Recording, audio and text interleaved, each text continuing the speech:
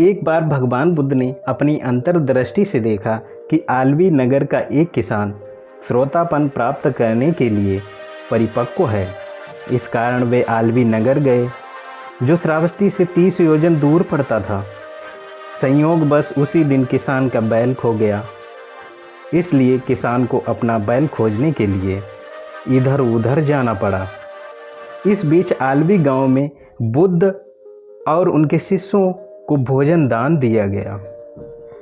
भोजन के बाद लोग बुद्ध के प्रवचन की प्रतीक्षा करने लगे, लेकिन बुद्ध उस नवयुवक की प्रतीक्षा करते रहे। आखिर में बैल को खोजकर वह आदमी दौड़ता दौड़ता वहाँ पहुँचा जहाँ बुद्ध विराजमान थे। वह किसान अत्यंत थका और भूखा भी था, और इसलिए बुद्ध ने अब आयोजकों से अनुग्रह किया कि वे उस किसान को भोजन करा दें। किसान के भोजन करने के उपरांत बुद्ध ने पुण्यानुमोदन शुरू किया। उन्होंने धर्म के विषय में थोड़ा थोड़ा करके बताना शुरू किया और 4 आर्य सत्यों का प्रतिपादन किया।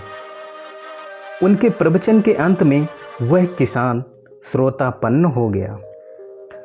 बाद में बुद्ध और शिष्यगण जेतवन विहार वापस आए।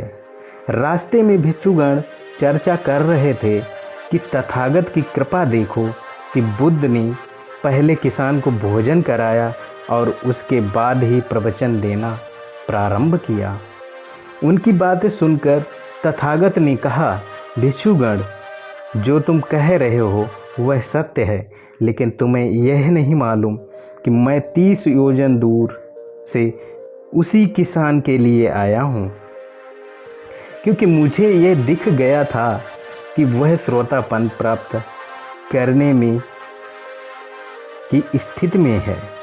वह किसान सुबह से ही अपने खोए हुए बैल की तलाश कर रहा था और बहुत थक गया था, भूखा भी था।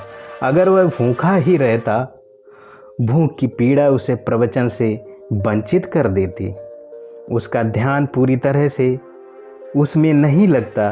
तभी भगवान बुद्ध ने कहा, प्रिय शिष्यों, भूख से बढ़कर कोई रोग नहीं है।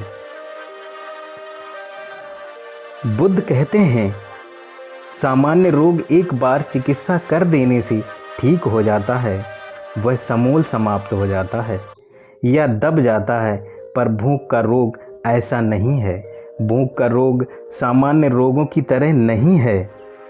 एक बार भोजन करने पर भूख का रोग कुछ समय के लिए ठीक हो जाता है, पर समय के उपरांत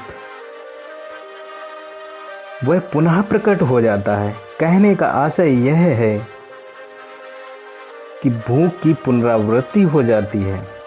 इसलिए भूख को सबसे कठिन और सबसे बड़ा रोग कहा गया है। जिस प्रकार भौतिक शरीर में भूख की सबसे बड़ी बीमारी है, उसी प्रकार आंतरिक शरीर में स्कंधों के ममत्व के समान कोई दुख नहीं है। इस बात को जानकर समझदार लोग इनसे ऊपर उठकर निर्वाण की दिशा में प्रयासरत रहते हैं। धन्यवाद।